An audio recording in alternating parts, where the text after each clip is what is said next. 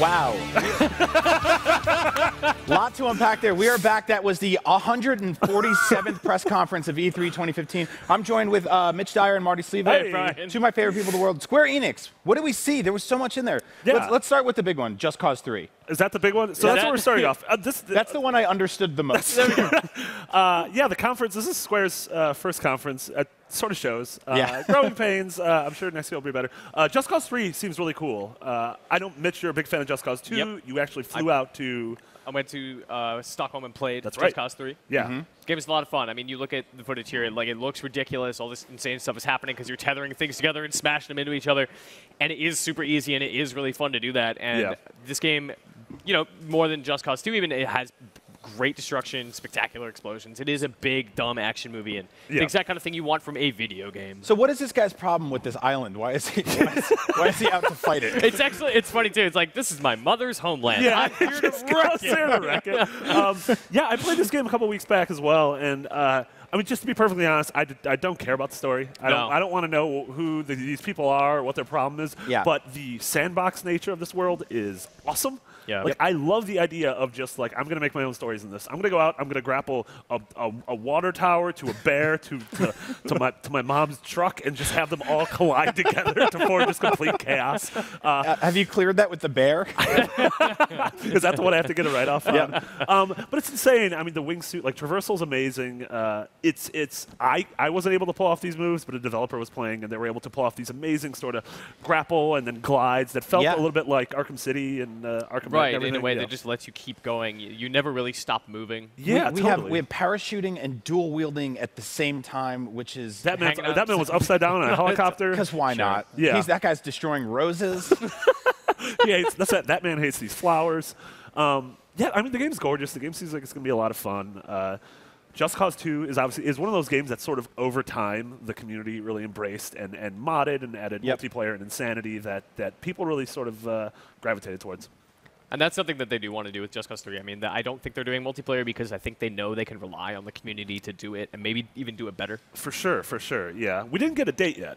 Still no, right? Still no. I'll give you a date. Okay. Oh, that's really nice. Space date. I need one right now. Space date. Space date. Star Ocean 5. Yeah, it's interesting. We were talking before, the sort of, we know some games are going to slip that are supposed to be 2015. Sure. Some games are going to slip to 2016 because that's what happens literally every year. You know, after the last few days, I'm kind of okay with that. Yeah. Yes, it's been a bit of an overload. I can imagine Just Cause being one of those games that slips, which is perfectly fine with me. Sure. I mean, Avalanche is also working on Mad Max, which is shipping coming out in in September. Yeah. I just don't know where something like Just Cause fits in this fall season where you have stuff like Assassin's Creed and Fallout and Tomb Raider, all these big open-ended games. It fits in your PS4, Xbox One. Never forget it. Thanks. Not a Wii U. Not a Wii U. No, we didn't see a lot of those even at this conference. Yeah. Man, there's the theme of just destroying things while beautiful flowers surround you. Yeah. Sully's in the game. Why can't I wear that Hawaiian shirt? Yeah. Man. That boat had a tank in it. It just looks like this kind of the James Bond game I've always wanted. I don't crossed know. with Looney Tunes. We just keep laughing because I keep looking at things like, what is It's this great. game? It's this is kind of exactly what you want from video games, right? Like this big dumb sandbox where you can just do amazing things and blow stuff up and Looney shoot Tunes people. sort of nailed it on the head, actually. This man. is just insane. Now I want Everything Avalanche. has got an Acme logo on it. Now I want Avalanche to make a Looney Tunes game. So When you thanks beat the for- game, oh it my actually it says "That's all, folks." That's not true. Yeah. Don't put that on the box. Not confirmed. That's right. So yeah, Just Cause. It's obviously one of their big ones, but it's not the only game they had there. No. They also had Nier 2, which is a little more intimate than this, right? Yeah, you can call it Nier. Well, it was called Nier New Project. It was called Nier, and then someone bashed their face against a keyboard. Then a bunch of things. Nearer? happened. Was Near- it really? No, Nearer. Yeah, the art is gorgeous. Yep. Like, for what we saw of this game, and Platinum's developing it. That's because they're developing literally every game at That's the 100th E3. Platinum game that has been revealed at They're E3. busy. I think they pulled like a Telltale where they really staffed up and then decided to take on everything. Everything. Yeah. Everything in the world. Yeah. I mean, we saw Star Fox this morning with Platinum. We have Transformers this now. Devastation is at the Transformers show. Devastation. Yeah. And this is exciting. They brought back all the team of the original Nier, which is sort of this cult classic that came out in the 360 classic might be generation. generous. Cult video game. There we go. That came out in the 360 generation. I know we have a couple huge fans here at IGN. Yes. I haven't put a ton of time into it. This looked super gorgeous, though. It looks painterly. The interesting thing about this trailer is it's very somber and it's got beautiful music and the art is incredible and you get this tone from it that is just definitively not Nier. Nier was super weird. It was almost a comedy. It was a little up its own butt in some ways. It was it was super happy with itself, Yeah. which is fine. Like I love a game that embraces itself and Yeah. has that kind of confidence. And I hope that Platinum can replicate that success, like hit on what made Nier so special to those people. Yeah. I know It's interesting because like Platinum's never really delved into like RPG systems. Yeah. So I'm gonna be curious to see Yeah. you know, how they handle this. Yeah, I don't know. The game looks super pretty. One thing I liked about the Square conference is the sort of breadth of tone and sort of visual palette of all their games. I was going to say that it's actually, since this is their first conference, it is cool to sort of see the diversity of all of their games artistically. When you think of Square, you usually kind of think of like traditional Japanese RPGs. Yeah. But they're doing a lot this time around. There's a lot of different projects at play here. Yeah, a lot of Western studios. They announced a new studio, just what was like the Tokyo RPG Factory. Tokyo RPG Prison. Yeah, I don't know. Looks cool. Definitely, you know, excited to see more. Yep. So that's a fantastic game. That's all well and good. I don't really care. I want to talk about Rise of the Tomb Raider. Yep. Because Yeah, that's probably my most anticipated Uncharted game of the year. Yeah. No, seriously, Rise of the Tomb Raider looks amazing. Yes, We got it to looks see more of it incredible. today. It does. We got to see some of the character creation and stuff like that. There's tombs. Yeah. That's in the title, and this time it's Yeah. actually in the game. They Yeah. confirmed tombs. In the last game, we saw some tomb-like areas. They were kind of There was some decent puzzle I solving think spots, they're but there more was few and crypts. far between. Yeah, and Yeah. I really want to point out this poor lady. She has just been through hell and back. Yeah. It looks like she's in another gang of precarious situations here. She's getting rid of all those gold coins no one wanted. blowing up money. Blowing up just really incredible old places Yeah. that, you know, just wrecking stuff. But Yeah. this is great. This looks awesome. Yeah, this looks incredible. I mean, this is definitely one of the, you know, the Xbox One has this amazing lineup this fall, and this and Halo 5 Guardians, Halo 5 Guardians are sort of the anchors of that. This game looks incredible. I mean, the original, or the Tomb Raider reboot from 2 years back was one of our Game of the Year nominees. Like a lot of people at IGN's favorite game of that year. It's got bears. It has bears. I had a dog. Easily a top 3 animal. Dogs are probably up there Yeah. too. There- If the bear survived the Just Cause trailer, he dies in this game. So we'll No see matter what who happens wins, to the him. bear loses. Yep. Yeah, definitely excited to see more of this. And it's one of the many games that we saw this week so far that appeared on 2 conferences. Yep. And that's sort of the theme, is appear on one of the first parties, and then also now that we have 4 or 5 publisher conferences, Yep. also show, So many. show a little bit more. We're not even done yet. We still have more conferences. Do we? Yeah, your Please life's tell me a you're lying. conference. This is like the Truman Oh, Show. man. Just conferences on conferences. Yeah, excited for Tomb Raider. I definitely want to play it. I want to see if they've made any actual, like, you know, mechanical improvements. Yeah, to that it. was the thing. I went to a Microsoft event last night and saw a demo, like a hands-off demo, and it's gorgeous, right? Yeah. Like you get Lara exploring in the mountains in the snow, like the visual detail of the snow kind of parting as she walks through it is really amazing, and it's got a lot of really great fidelity. You saw the making of stuff that they had here, showing just kind of like how expressive Lara is. You see that, and there's some tense scenarios with like mercenaries in the mountains trying to find her, fighting a big spooky bear. Like that fight is really terrifying. Yeah. So now we've seen a lot of the really kind of intense, almost guided moments of these games where she's sliding down this ice path and stuff like that. But some of the stuff I liked in the last Tomb Raider game the most was when the area kind of opens up. Yeah. And it gets a little Metroid The back Prime-y. half of that game Yeah. is like where it really comes into its own. Yeah. Right, and that's kind of something that Uncharted never really gets into, Yeah. is Yeah, sort of totally. giving Nathan Drake this big field mountain to climb around. And do you guys hope we see more of that kind of stuff? That's all I want. Yeah. I don't want that guided, like obviously they're going to have a tutorial kind of segment, right? But from the get-go, I want a rope arrow, and I want to be able to connect that thing to that thing and bring it down, or open up a new area, and think about my environment in a way that the first game didn't really let me do for like 10 hours. Yeah, I mean, the sense of character progression in the original game felt really good. Like, every time you got something new, you wanted to go back to the beginning. Like you said, this Metroidvania, Metroid Prime sort of feel. You wanted to go back to the beginning of the game and see, like, oh, wait, what new can I find now? And it's really interesting, the sort of the parallels that the Uncharted series and the Tomb Raider series has had.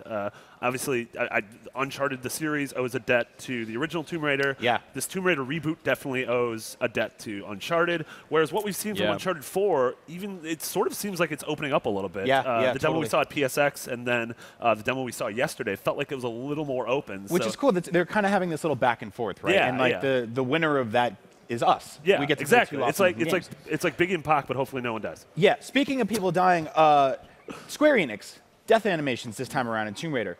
tone it down. For real. I don't need to see a tree go through a nice lady. That is No, instead, you're going to see a bunch of bare teeth rip her throat. You think out. so? Yeah, no, I saw it. It's awful. It's super gross. I'm specifically asking to tone it down. You give me an even grosser death scene than that was in there. This is why I was attacking that bear in Just Cause as revenge. So we also had Lara Croft Go. Yeah. That's a thing. Laura Krogo. Yeah, I'm really excited. Codename Laura Krogo. Yeah, Hitman Go is in one of the best mobile games, I think, in the past couple of years. It's this incredible, unique take on, like, hey, we're going to take what was traditionally a console and PC AAA experience, and we're going to distill it to this really cool, interesting board gamey thing. And it seems like they're doing the same thing here. We didn't get a huge look at mechanically what we're doing. We know we're sort of wandering around. It feels like it's on the same grid and board gamey stuff. You get a spooky dragon here. Look at that man. Yeah, he's angry. He's terrifying. Yeah, he's an angry man. But it's a really beautiful looking game. We don't know a ton about it yet, but it just looks great. It looks like something I want to play. So yeah, definitely. I'm really cool with the kind of Square Enix taking their big franchises and then paring them down as something that I can play on a phone. Yeah, absolutely. And the way they've supported Hitman Go has been awesome. They add new levels all the time. Some of them are free. Some of them just cost a couple bucks. Yeah, excited to see more of this.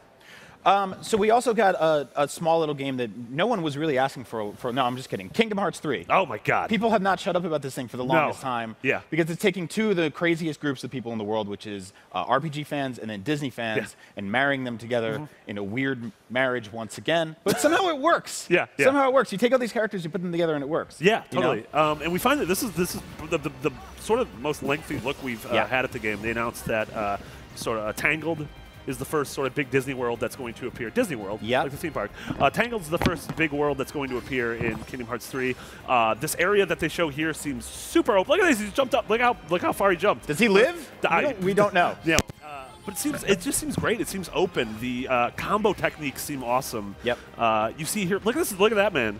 Look at that very tall rockman. This is crazy. We have this sort of Shadow of the Colossus scene thing going on. Yeah, and they show also a lot of the summons, which instead of pulling from characters, they're pulling from elements of the theme park. Yep. Like you have here, you have this like sort of like casino roller coaster. Later on, he gets into the teacups and is spinning around and knocking into people. I hope you can beat someone up with those giant cartoon turkey legs they sell at Disneyland. Well, he has guns. I don't think you can't have guns.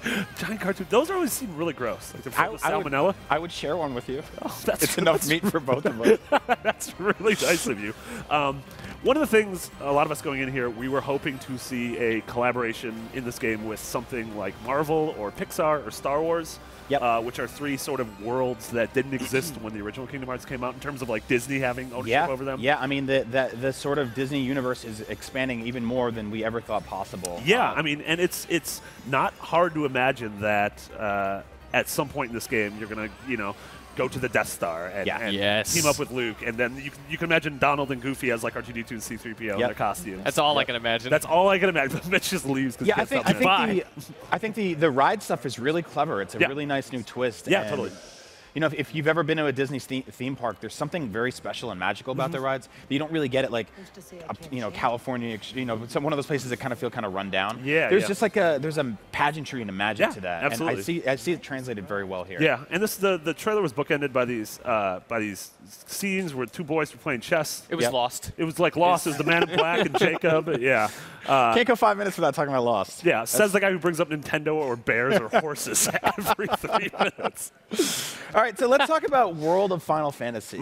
It's for Final Fantasy newcomers, right? And this is something they want kind of Final families to be playing together. Give it up, folks. We're done. Goodbye. See you next year. Yeah, this was interesting. This is the thing we saw last night at the Sony conference, and I'm still not 100% sure what it is. Yeah. It's sort of... Its art style is different in every scene. Yeah, right? every scene it goes from these little fat chibi character... Chibi, whatever. Yeah. Studio Chibi. Chili. Studio Chili's. Good food. Yep. But then other scenes, they're the size of a normal human, and then we see like Cloud in certain scenes, and I'm not sure who... Is it... Because that was the thing, like when this showed last night, I instantly thought this was Cloud. Eris, and I thought, oh man, is this the Final Fantasy VII remake? But I think this is an entirely new Final Fantasy universe, and I think it's meant to be, evocative of those characters in a maybe exploitative way. Yeah, but the entire game has big head mode on. I don't know if there's a spooky behemoth. These children are suffering from something. Why are these things? Why are there animals on their heads? Yeah. You got Chocobo with a Chocobo on his head. Yeah, looks cool. I swear some of these characters. That's not. That's Cloud. That is totally Cloud. Okay. Yeah, I'm crazy. So I like how this trailer's just reduced you into yelling children. Cloud. All right, well let's Cloud. Let's grow up for a minute and talk about some murder. Hitman. Yeah. No subtitle, just Hitman. Just Hitman. Yeah. Hitman. Very exciting. This game sounds a lot like, and you see a little bit of it in the trailer. It sounds a lot like Blood Money. Yeah. Where missions are focused in a very specific kind of area. You have a mark, and then it's about the variety of ways you can take them down, rather than the escalating complexity of a level, just kind of expanding into this big behemoth thing, that it was an absolution. Yeah, and it's interesting, too, because they made announcements. They sort of clarified some of the details on this game. This is, it's coming, ostensibly launching on December 8th. Yeah. Digital download first. Yeah. Or maybe for, only, like, they never really talked about it as retail. But it's a $60 game, and they're going to keep adding on to the game over time, but they said everything they're adding is going to be free. And so you buy in and you just get all these levels for free, whatever they add in the future. And they said they're taking in player feedback. They're, they're sort of Hitman early access. Yes. I mean, honestly, it seems interesting though. It seems different than what a lot of people are doing. And the idea of this game, this story, and this world sort of evolving, and them adding layers to it over the course of 6 months or a year or even longer seems really cool. And the fact that they're pairing it back to it's just called Hitman, seems like an interesting reboot. Yeah, the art direction is beautiful. There are community-created contracts now, which means that outside of what they're creating, the game can just keep going because you'll find new ways to kill people. Yeah, it's almost like an interesting, it turns into horse. And I'm the one that always brings up horse. But I like the idea of, I just did this really weird thing. See if you could do it. Yeah. So that was one of their big kind of crazy mature action games. We also saw Deus Ex Mankind Divided. Yeah, we got our first quick glimpse of gameplay here. Yeah, and I'm interested to see where they're going to take that with next gen graphics. It seems like Deus Ex was really well beloved. We all played it a lot and enjoyed it, but it's been a while, and we saw the franchise kind of get watered down in the mobile port, which then came to PC. Yeah, it was sort of like then they re-released. Yeah, Human Revolution. And then it was odd, but this is back. It's full form.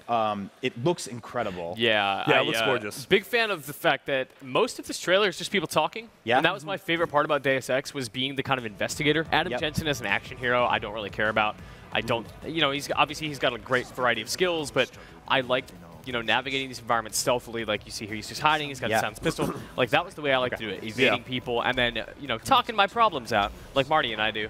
Yeah, we talk. We don't use guns or fisticuffs. We use talking. That's true. Although I do like the technology in this, right? Like the little EMP darts or whatever he's shooting there. Yeah, that's cool. You get a glimpse in a little bit of he's hiding in a corner, and then all of a sudden he gets this sort of Colossus-like granite armor over him. Yep. Seems really neat. And we're actually debuting a big chunk of gameplay later today at 1:20 p.m. Nice. So there's sort of an X-Men thing going on where the augmented people are all despised or hated. Yeah, definitely. It seems to be building on that theme. I think that's racist. That's a little racist. You should be nice to augmented people. Yeah.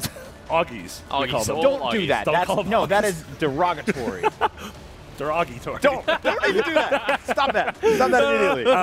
Yeah, definitely seems cool. But again, this is one of those 2016 games. I think I saw some people on Twitter saying that they said early 2016. Okay. Which that season terrifies me. It's packing up just like it's fall always 2015. fall. It's always fall 2.0. Yeah, it's Christmas. It's the new Christmas holiday. too. This time it's personal.